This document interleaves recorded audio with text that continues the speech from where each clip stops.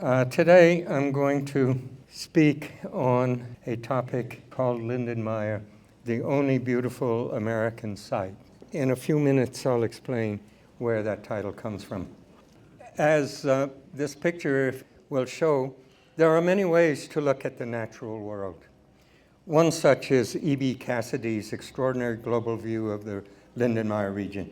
Edward Cassidy was an artist at the Smithsonian Institute who accompanied Roberts on the first 2 years of the second 2 years of his excavations there. And this was one of the drawings he made.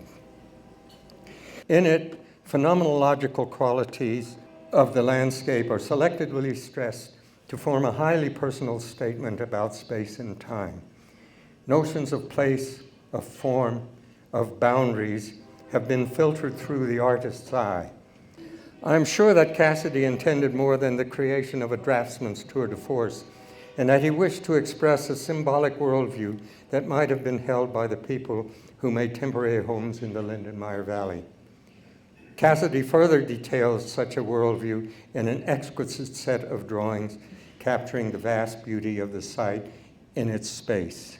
Speculation about Indian ancestors began early. First thoughts turned naturally for guidance to scriptural history and classical literature. Indians not being mentioned in the Bible were relegated by many to subhuman status. Others solved the apparent biblical oversight by linking the Indians with the 10 lost tribes of Israel, who thus were thought to have ended their wanderings in America. Even though most efforts to explain Indian experience sought to build appropriate frameworks of space and time upon which to hang Indian history, the discovery of these people also contributed to the re-examination of fundamental philosophical questions engaging the intellectual interests of 16th century Europe. The intellectual history of attempts to account for these people has been marked by dramatic fluctuations of opinion. But from the beginning, three questions have been dominant. Where did American Indians come from? When did they arrive? What did they bring with them? It is not surprising, therefore, that questions of origin, chronology, and typology were embraced wholeheartedly in 18th and 19th centuries by those who began to investigate America's archaeological past. These questions remain paramount among prehistorians today, especially those whose interest focuses on the early portions of the archaeological record. The discovery of Lindenmeier occurred in an intellectual and philosophical atmosphere that had been fermenting ever since Columbus brought representatives of people he called Indians to Europe. The subsequent excavation of the site provided evidence that went a long way towards resolving some of the then current debates about American antiquity, which in turn had ramifications far beyond antiquity and artifact typology, ultimately concerning the nature of human diversity itself.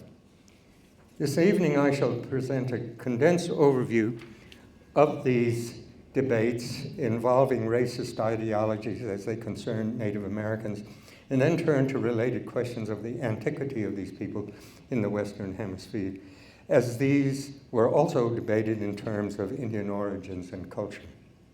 My title is from the prominent French Paleolithic archaeologist François Bourde, who on one of his trips to the States in the 1960s said, I believe it was to Marie Wormington, but I'm not sure about that, Lindenmeier is the only beautiful American site. Bourde was, of course, speaking exclusively about early man sites, and his assessment was based on the exceptional size of Lindenmeier and the complexity of its artifact assemblage. At the time, the only early site of its kind. He expressed this appraisal as recognition of the site's typological importance, but it was also intended as veiled condescension of American archaeologists' search for a more ancient heritage for the native peoples of the continent. So then we will turn to the changing face of early man in America. From the moment at the end of the 15th century, when a part of the world with peoples previously unheard of became known to Europeans, Extensive public debates between scholars raged over the basic issues of human status, of criteria for admitting individuals and populations to that status, and of the rights that accompany it. The most famous of these debates took place in 1550-1551 in Valladolid, Spain, between Bartolomé de los Casas, who had been Bishop of Chiapas in Mexico, and Juan Ginés de Sepúlveda, the Spanish humanist who clung to the doctrine of natural slavery. Las Casas' arguments that Indians were fully human and not natural slaves influenced Pope Paul III to issue the bull Sublimis Deus, in which Indian humanity was decreed and their full human rights declared. Sublimis Deus, however, did not at once convert everybody to the new dogma. But it did help open the way to more specific, to connect the Indians to known and semi-known peoples. Indians had been granted abstract human status, but they still had to be related to some human stock, that is, to an origin in some place, and various theories were devised to explain the movement from an ancestral home to the New World. You can see here, this is one of the American people who are coming to enlighten the unenlightened, and they're all crowded around him, eagerly awaiting the new news. During the years 1642-44, 3 Dutchmen, Hugo Grotius, Johannes de Leet, and Georg Horn, engaged in a bitter debate over the origin of the American Indians. For Indian ancestors, Grotius favored the Scandinavians, based on the recognized voyages of Vikings, with Ethiopians, Chinese, and Malaccan additions. De Leet and Horn championed pre-Columbian Spaniards and Madoc's 12th century Welsh.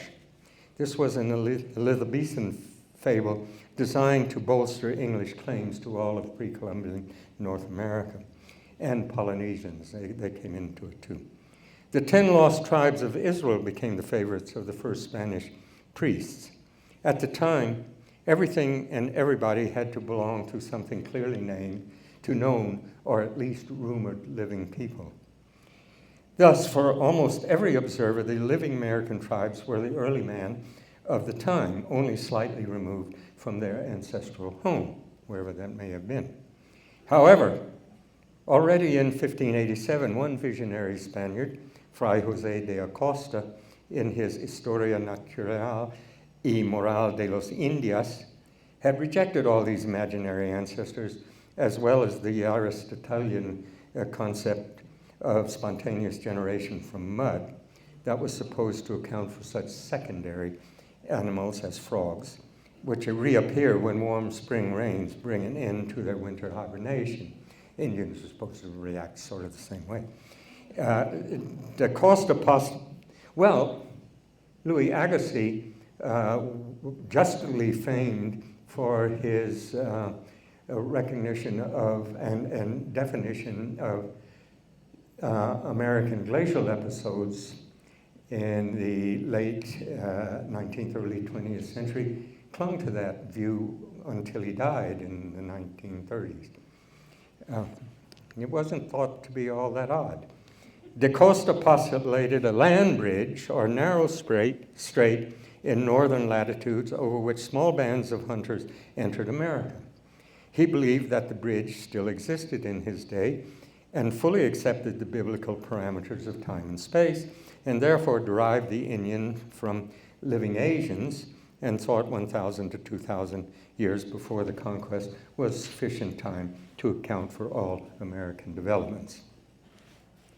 There were then no concepts of vast space or of time, the biblical limits of which had been set in 1654 by the Irish Bishop Ussher, who calculated from genealogies recounted in the first 5 books of the Bible that God, the Christian God, of course, created the earth and its people on the night before the 23rd of October, 4004 BC. He had his references. Accordingly, Toward the end of the colonial period in 1702, the firebrand Puritan preacher Cotton Mather, who leaned heavily on his biblical background, could write in his Magnolia Christi Americana, and this is a direct quote, "Probably the devil decoyed these miserable savages hither in hopes that the gospel of the Lord Jesus Christ would never come here to destroy or disturb his absolute empire over them." After independence, that is American independence, a major movement westward began, and explorers, traders, and settlers crossed the Alleghanies in great numbers. This began the first major development in American archaeology because for the first time, large-scale observations of the remarkable earthworks of the West was possible. A young and vigorous nation was suddenly confronted by the remains of an older people who had obviously been vigorous in their own time. To most of the settlers, these mounds were impediments to be cleared and plowed down. But a spark of interest was kindled in a capable group of men, one of whom was Thomas Jefferson, who in 1784 excavated a small mound near his home at Monticello in Virginia and made a number of astute observations on its contents. Of greater interest was Jefferson's conclusion on linguistic grounds. There weren't very many linguistic grounds, but he thought he had some, that American Indians and Northern Asians had a common origin. However, he thought Indian languages displayed greater diversity, and this indicated a greater age for them. That is, Asians didn't come to America, Indians went to Asia. That was a nice twist. These views did not endear him to all 18th century Americans who, according to a later source, were less prepared than now for the reception of views opposed to the usual interpretation of scriptural history. And when Mr. Jefferson was a candidate for the presidency, his supposed skeptical sentiments upon this question were strongly urged against him. Among those less prepared were Benjamin Franklin and Noah Webster. We have Noah Webster's descendant dictionary with us now, who proposed that the American mounds were built by the Spanish explorer Hernando de Soto as he wandered from Florida to Texas in 1539 to 42. There the matter stood, but not for long. Lyell's great work, Principles of Geology, published in 1833, had several volumes, had already begun the change in Europe to close careful observation of geologic stratigraphy and a corresponding sound concept of time depth. This was soon to happen in America. The road ahead was to prove rockier than that just passed over, and it certainly was to be different. The question of antiquity was not entirely ignored before 1850, but it is also true that no firm basis for a rational view of time existed before a series of events occurred that changed humankind's perspective of itself in time and space, not only in the New World, but also in the Old. The first of these great events was, of course, the publication of Lyell's Principles, which firmly established the value of index fossils as indicator of geologic time and showed the need for a much longer chronology than previously allowed. Lyell's work was indispensable to the definition of antediluvial man in Europe and paved the way for pre-mound man in the New World. However, resistance, though still high in Europe, was crumbling after the Neanderthal discovery in 1856 made it irrevocably clear that there had been a very ancient man. But interest was not great in America. The year 1859 changed all that. In that annus mirabilis, Darwin and Wallace presented the concept of evolution, which required a long time for the development of man, as well as for Lyell's rather impersonal shellfish. And what is as important for archaeology, the finds of Boucher de Perth at Abbeville in France and William Pengelly at Kent's Cavern in England were producing ancient tools with extinct animals to go along with this ancient man. But ironically, although these ancient tools were admired as product of human aptitude, the bones of their makers, indeed the makers themselves, remained primitive in dogma. As Lewis Henry Morgan wrote in 1877, the inferiority of savage man, he was speaking at this point exclusively about American savage man, is nevertheless demonstrated by his osteological remains. That is, his bones look primitive. And this inferiority is still visible in the features of primitive races. Even clothing marked their baseness. You see here, these pretty decrepit-looking individuals are as marked by any kind of physical characteristic they have as by what they wore. This is all fanciful, of course, but nevertheless, that's the way things were looked at. Notice that Darwin's ape is clothed. He's wearing a jacket.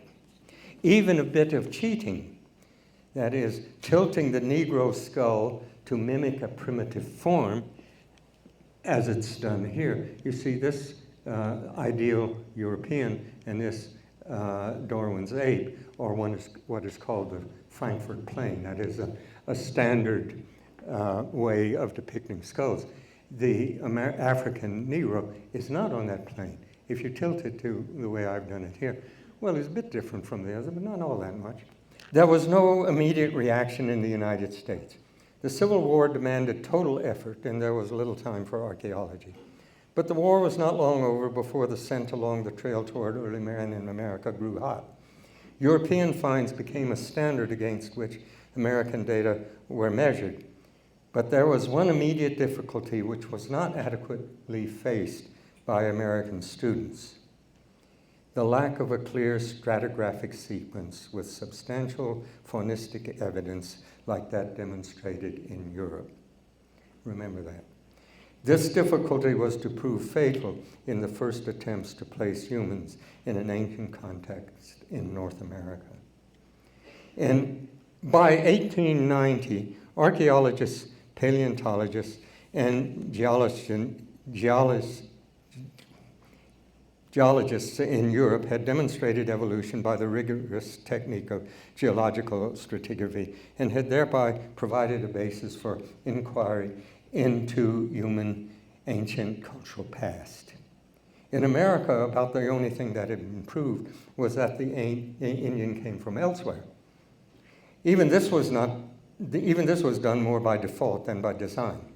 As one contemporary observer said, the American literature was curiously characterized by affidavits and sworn statements, which alone rendered the evidence suspect. I must say we're not without that now. Nevertheless, in 1889, most people interested in the subject were riding the crest of a 10,000 to 100,000 year chronological wave for early man in America. But this wave was unstable. In 1890, W.H. Holmes, who became director of the Bureau of American Ethnology in 1902, published a paper that led to the abandonment of claims for Paleolithic status for any American material. Holmes carefully dug a number of sites in the Potomac Basin near Washington, D.C., and demonstrated that they were workshop sites for the preliminary dressing of flint tools. The so-called paleoliths were therefore only unfinished factory blanks. He further suggested that there was no reason to assume that these were the work of other than recent Indians. The logic of his presentation had its effect on his contemporaries. The work was good. The long chronology was dealt a crippling blow. Actually, Holmes made few direct contributions to the controversy. And in 1903, he turned the field over to his protege, the physical anthropologist Elisha Lischka, who displayed great skill in countering proposals in favor of an early date for man in America. Lischka's primary argument was based on osteological morphology, the appearance of human bones. Skulls in particular. In this, he was not only This he not only continued, but amplified the methods of his mid-19th century predecessors, adding a long list of measurements and indices of skulls, along with the ranking of these on a scale of primitivity to civility. He maintained that measurements of skulls gave an accurate indication of their relative antiquity. On this basis, he asserted that there was no known human material in North America of an antiquity comparable to that of pre-dynastic Egypt. Now you see here is a partial chart where you see Europeans and the things that are associated with them. You notice that they got a pretty nice skull. And you got the Chinese, who are also considered not too bad, and their skull's not. And these are the things associated with it. But you get to the Africans, and things begin to deteriorate a bit. The Indians sort of in between these two. You wouldn't even believe the amount of indices that were developed in order to tell the difference between human skulls. I mean, all of us would be different races in here because, we got different skulls. Erlichka became a skull-measuring fanatic and was adamant that, and this is a quote, individual skulls of recent and even the present-day American Aborigines, that is Indians, not seldom show features that are more primitive, in instances considerably more primitive than the average in the white races. Note the plural, races. In some characteristics, they remind one even of the Neanderthals. Now, this was written in the 1920s, but yesterday George Frisson, in one of his talk, noted that in the 1940s, the Denver Post, when they reported the Horner site find, had illustrations of a person who looked very Neanderthaloid. And when I asked George about this a little bit more earlier this evening, he says, yeah, they had a scraggly old modern bison there, and this Neanderthaloid guy was doing something like this, going after the bison. You see, a lot of us were born by then. In short, he declared that since contemporary Indians were inferior, or low types of his yellow-brown types, again, note the plural types all the time. It's not just one, it's types, a lot of them, of men. Archaeological finds of similar skeleton remains could not be ancient because they were just like their modern counterparts. Aside from the circularity of this reasoning, which astonishingly went unchallenged, the fallacy of this criticism was exposed by the modern European appearance of Cro-Magnon Upper Paleolithic skeletons in France, as had been established by European students. Undeterred, Erlichka wrote in 1937, this is just in the middle of the time that Roberts was excavating Lindenmeier, these facts, the names and dimensions of primitive characteristics, are obvious enough to the expert. Well, it wasn't only Erlichka who was the expert. There were several others who were doing the same sort of reasoning, if we call it that.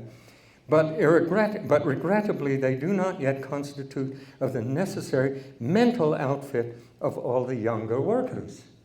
Well, people are doing things that I'm not authorizing, which has resulted in serious errors.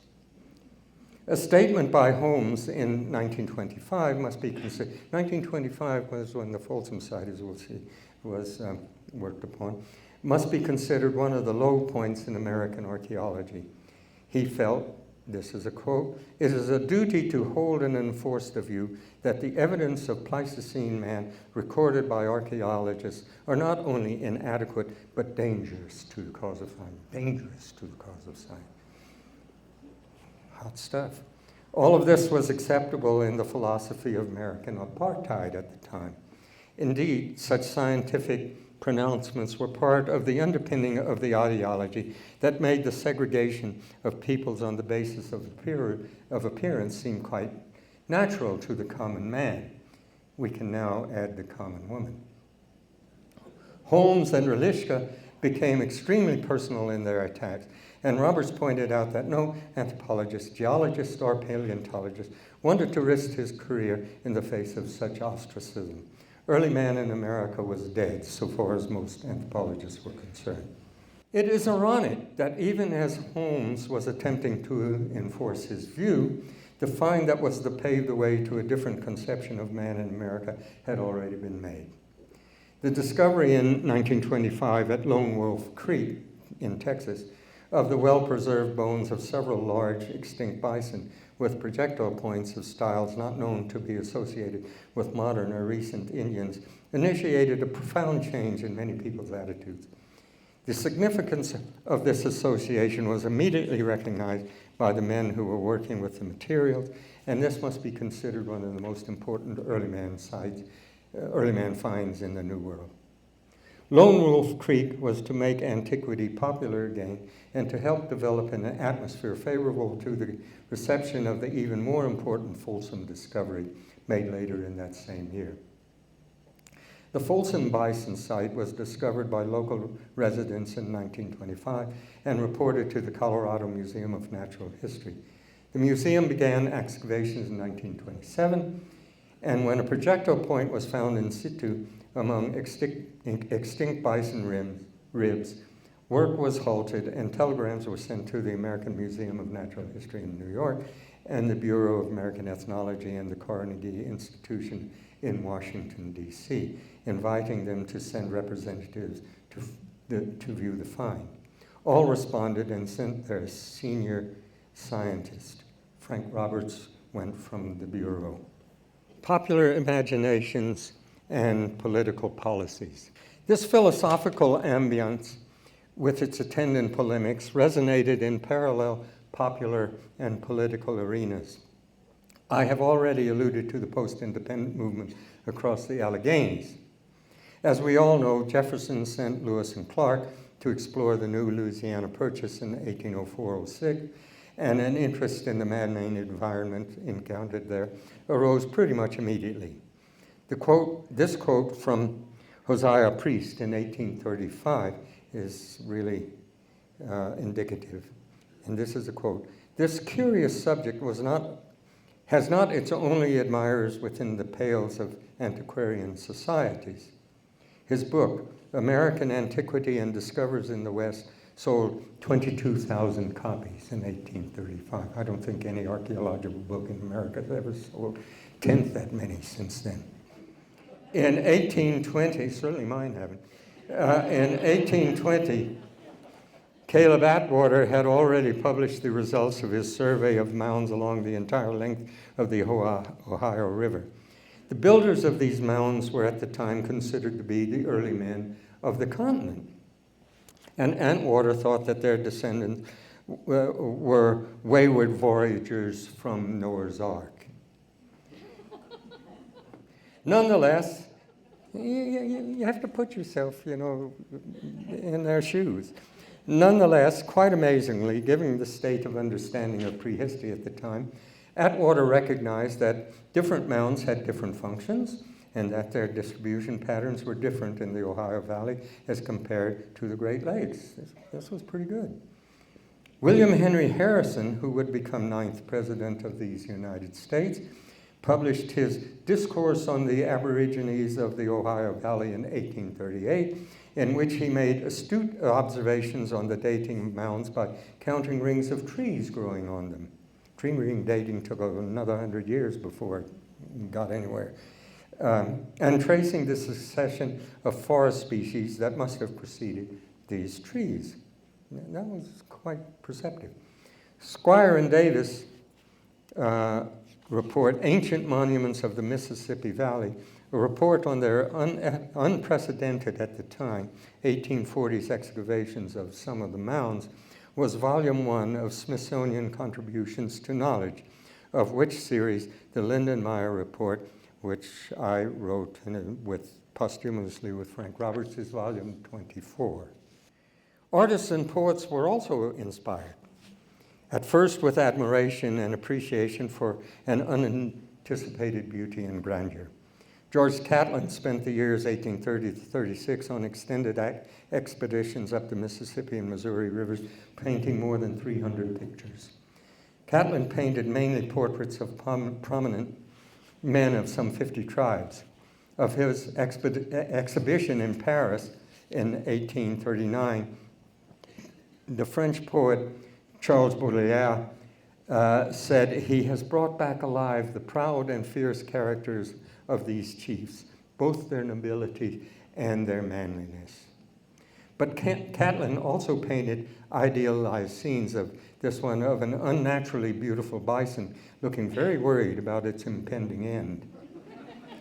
At the same time, in 1831, Longfellow wrote on hearing of a native burial in Massachusetts, exhumed in 1831, "Speak, speak, thou fearful guest, why dost thou haunt me?"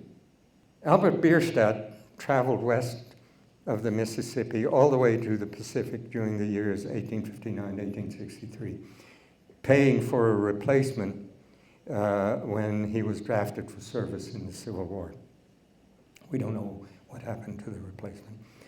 Some of his highly romanticized landscapes now testify to America the Beautiful on the walls of the White House. But he also painted idyllic Indian scenes, such as this reminiscent of John Constable's English Rural Harmony, which of course was an inspiration. Admiration, however, soon turned to anxiety as accelerating settler pressure led to increasing levels of conflict. Atrocities, true, imagined, or contrived, a lot of them were contrived, served on one hand as pretext for, on another as justification of stepped-up public and personal policies of ethnic cleansing. Scenes of violence replaced former idyllic tranquility, scenes that became the norm by which the settlement of the western frontier by Euro-Americans came to be remembered in still and motion pictures. This example from the 1920s is by Stanley Wood, who is not even American, but English, working in London, who to preserve a partial past for a British establishment eager for examples to legitimize its own subjugation of a different set of natives.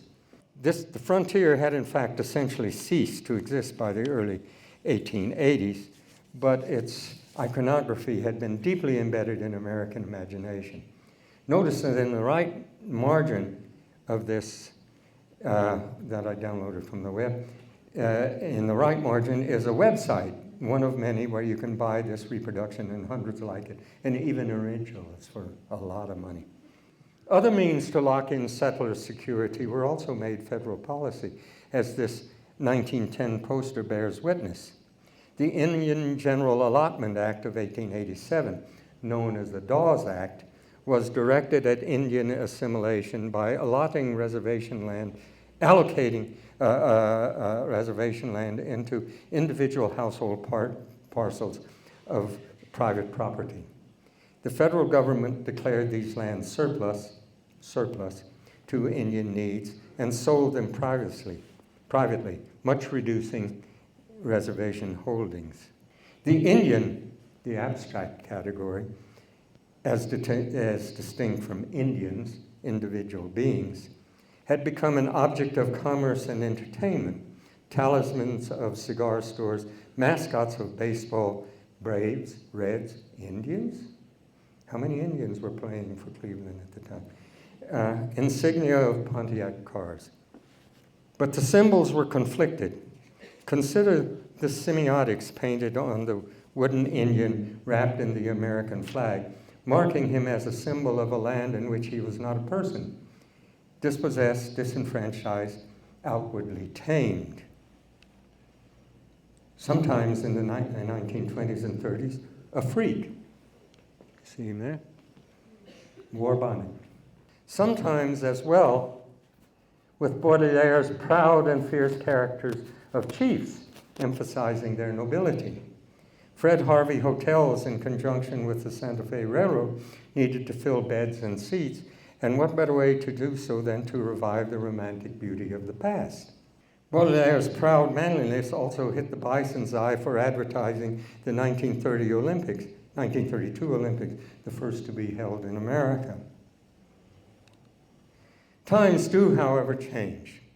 After America had settled back from World War II, the grandeur of the 1920s, 30s posters was lost, and I think we must concede that these posters, barring the Olympic cartoon, did evoke the grandeur of perhaps even a deferential respect for their subject.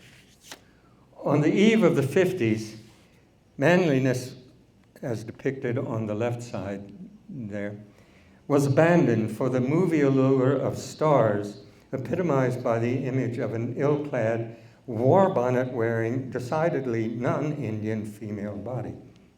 Reality on the reservation, however, had not changed, although slow beginnings of change had been initiated more than a decade earlier.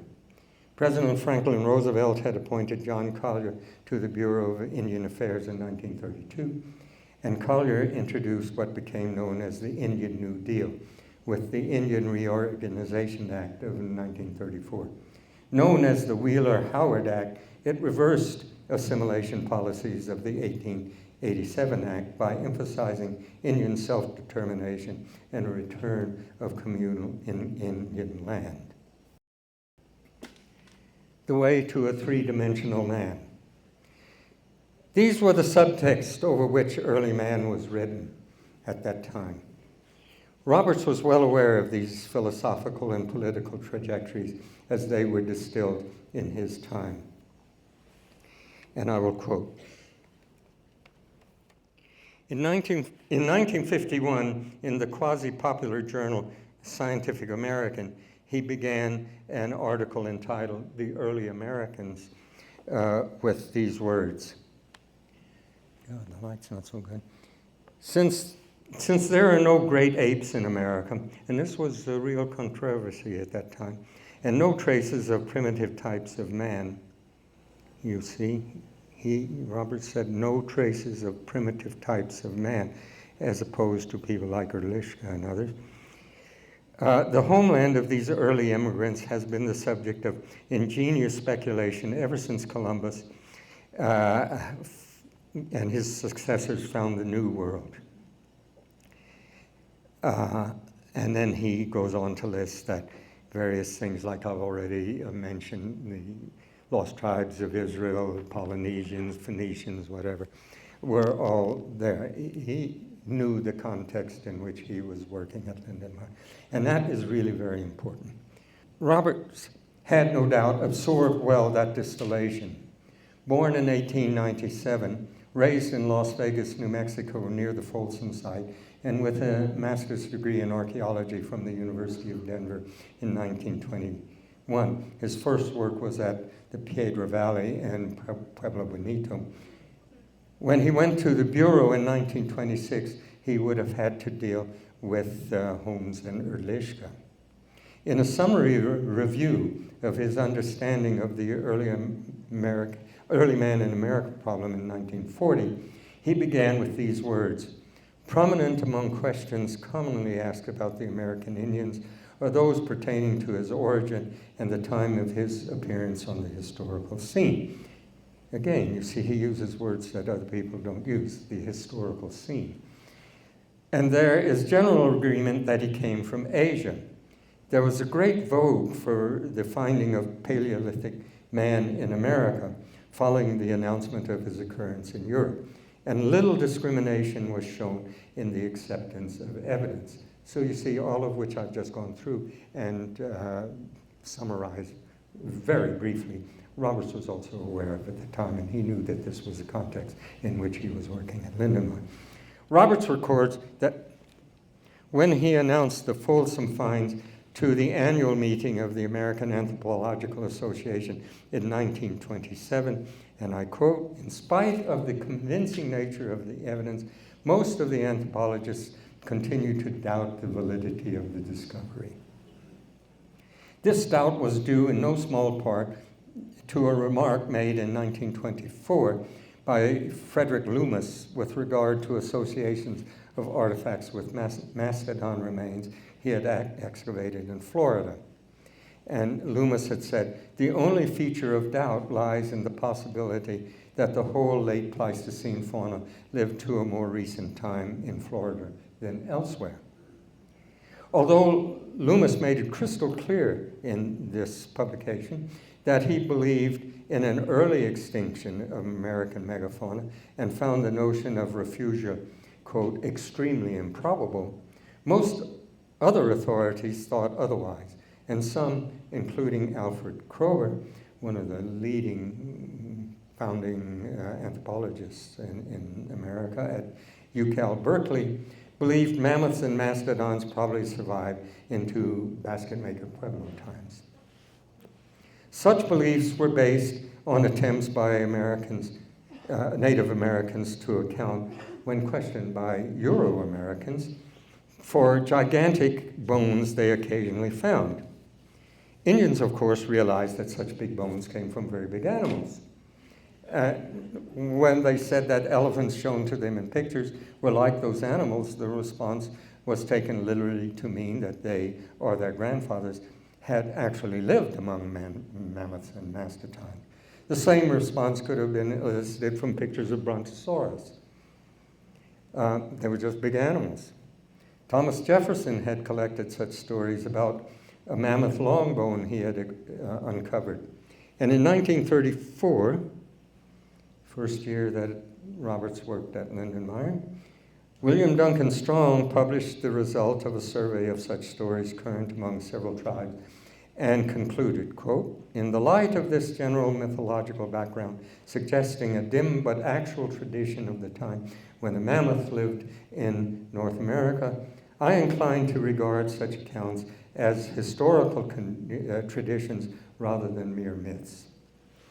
He didn't think that maybe, you show somebody a picture of a big animal who only know big bones and you say, yeah, it must have been like that. To date, this is continuing strong.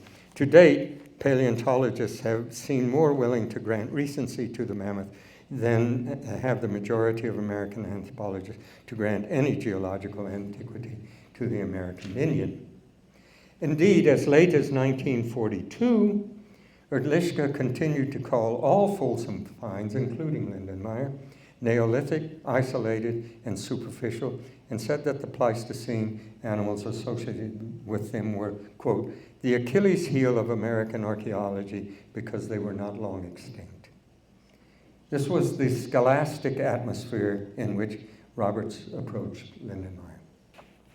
As is evident in his list of prominent questions just quoted, Roberts knew that in order to change this atmosphere, he had to address the perennial questions of origin, chronology, and typology, but that he had to answer them in reverse order. First, it was necessary to establish that Lindenmeier implements, like those of Lone Wolf Creek and Folsom, were distinct from any known to be associated with contemporary and historic Indians. Second, he had to demonstrate that these implements and associated megafauna had an antiquity greater than any associated with contemporary and historic Indian. Third, he hoped to ascertain that the extent to which the forms and function of these implements could point to the geographical, cultural, biophysical arena from which their makers may have come into North America. Roberts also knew that the realization of these goals required an unprecedented effort. And as we have just once again celebrated CSU's homecoming, it may be appropriate to measure the extent of this effort accordingly. The Lindenmeier excavation stretched over the equivalent of the length and breadth of 7 football fields laid end to end. Nobody's done that since. Nothing of this kind had ever been done before in America, and as far as I'm aware of any that, and I'm not aware of any that have been done since that time. Lindenmeier was discovered in 1924 by 3 Fort Collins collectors, Judge Claude Coffin, his son Lynn Coffin, and C.K. Collins. I've never been able to determine whether C.K. Collins had anything to do with the Collins from which the city gets its name. Maybe, maybe not. They, along with the judge's brother, Major Roy Coffin, who was at the time professor of geology at Colorado State College, I believe that's now CSU, collected nearly 200 artifacts from the site and were convinced that these were a different type of assemblage from others usual in the area. After Folsom and surveys of Lindenmeier in 1930-31 by Etienne Renaud, professor of anthropology at the University of Denver, had put their discovery into a new perspective, Major Coffin wrote to the U.S. Geological Survey and the Smithsonian Institution. He had to be persistent because the first letters received no response. Roberts appears to have been less than enthusiastic about visiting the site at all. He records that after his first day of inspection, he was not encouraged by what he had seen. I can only speculate that his reticence was at least partly due to the negative reception his Folsom announcement had received just 7 years earlier at the American Anthropological Association meetings. The Coffins worked with Roberts in the Big Pit in 1934, and Lynn Coffin was a member of the 1935 Smithsonian Field Party. The elder Coffins carried on their own excavations until 1938. 1936-37, they worked immediately next to the area being excavated by Robert and his crew. They accumulated a collection that was probably a quarter to a third as large as that obtained by the Smithsonian expeditions. A large part of the Coffin collection is now here in the Museum of Discovery. The collections taken to the Bureau remained boxed in storage until that institution was closed and Roberts retired in 1964. The boxes were opened for the first time in the Smithsonian labs to which they were transferred. I arrived by chance in that year to look at the known 1934-35 material as part of my PhD thesis research. And when that was finished, spent 7 years, 1966 to 1973, re-excavating Lindenmeier from the Roberts exceptionally detailed notes.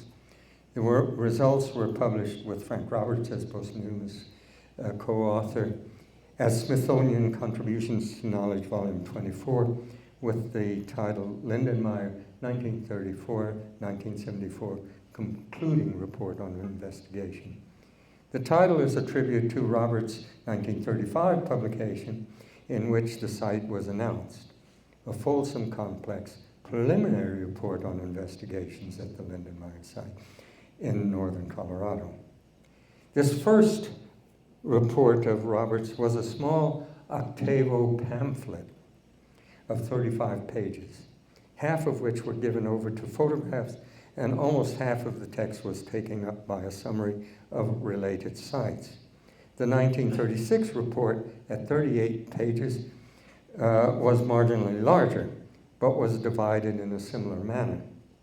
The newly opened boxes revealed that fully, when I arrived at the Smithsonian in 1964, the newly opened boxes revealed that fully 85% of excavated artifacts and 100% of fauna had not been seen since they were, so to speak, reburied after being removed from the Lindenmeier ground.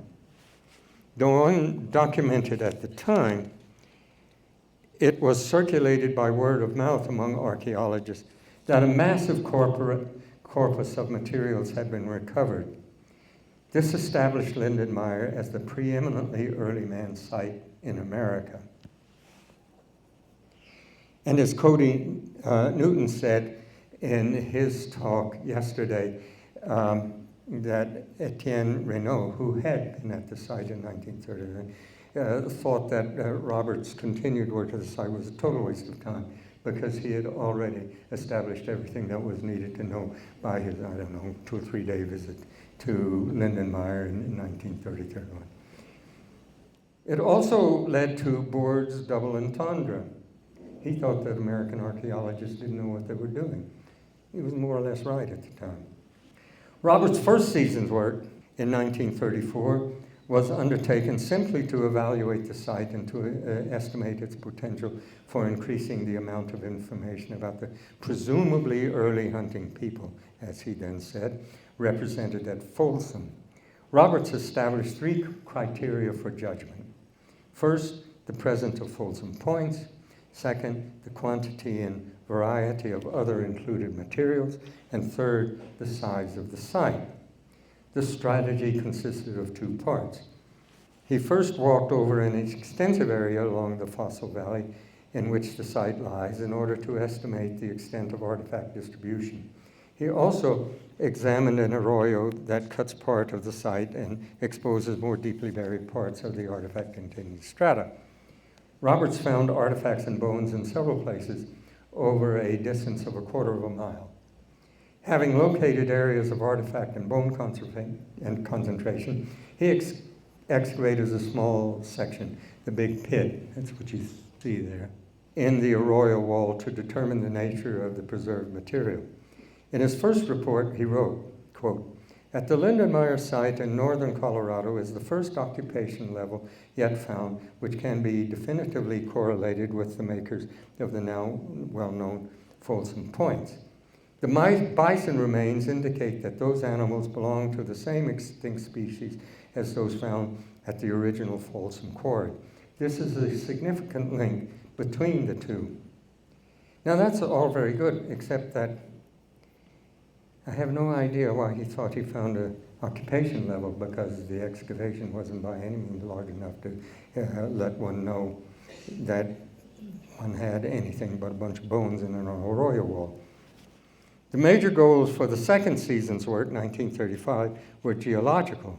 Roberts wanted to establish the stratigraphic position of the artifact-bearing sediments and, if possible, to estimate their age. His strategy was direct and simple. 2 trenches, each 10 feet wide, were dug beginning on the south side of the terrace at points where artifacts had been found on the surface during the previous season's survey. Both of these trenches were oriented toward the Big Pit.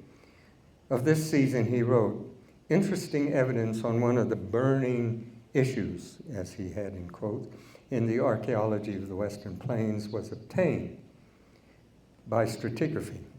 The burning issue was chronology, and Roberts was satisfied that, quote, "as far as the Lindenmeier site is concerned, there was only a very late contemporaneity between Folsom and other materials," because one of the arguments that people were making was that everything's all mixed up, so you can't tell if anything's early or late, and so just forget the whole process.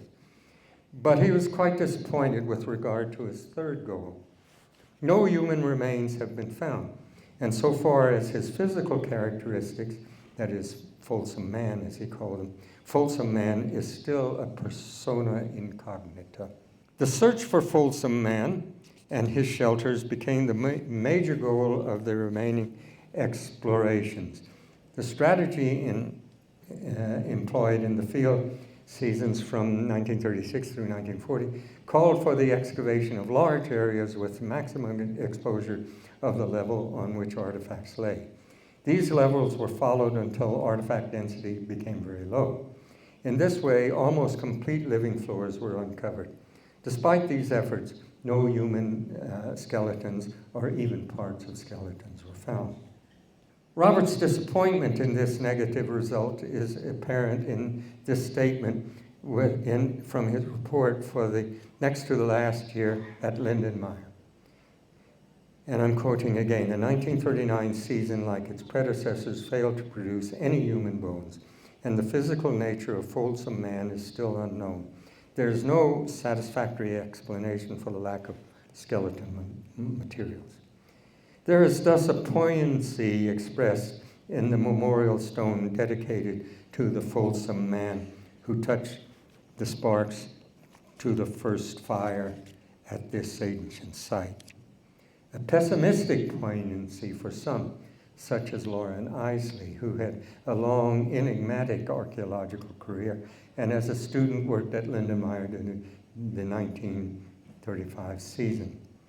A different phenomenological quality of the landscape from Cassidy's filtered through Isley's eyes. His poem of 1972 begins, and this is all a quote here.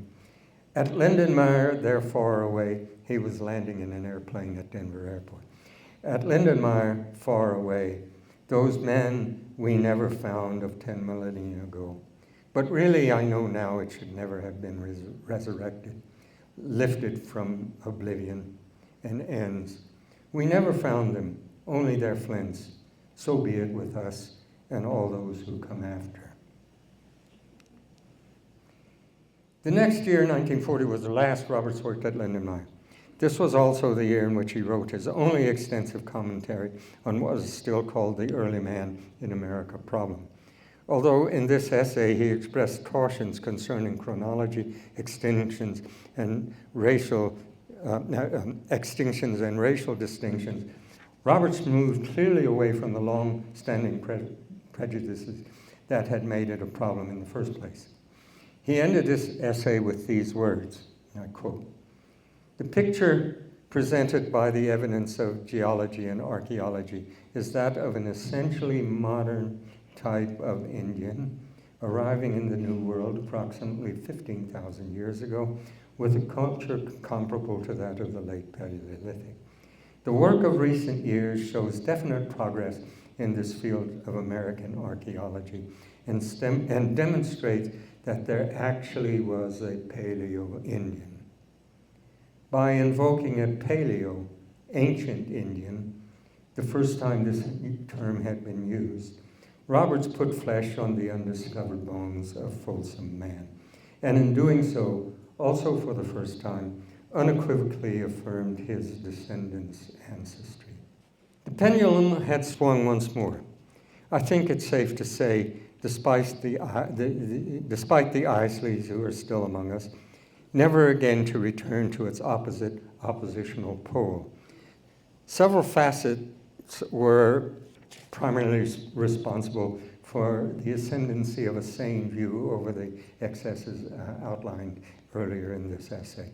The first of these was that for the first time, the problem was taken up by men with formal anthropological training.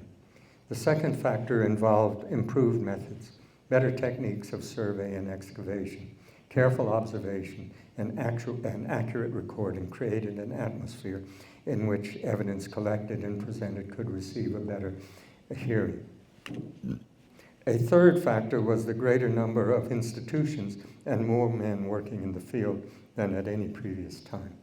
Many museums and state universities began to consider the problem for the first time.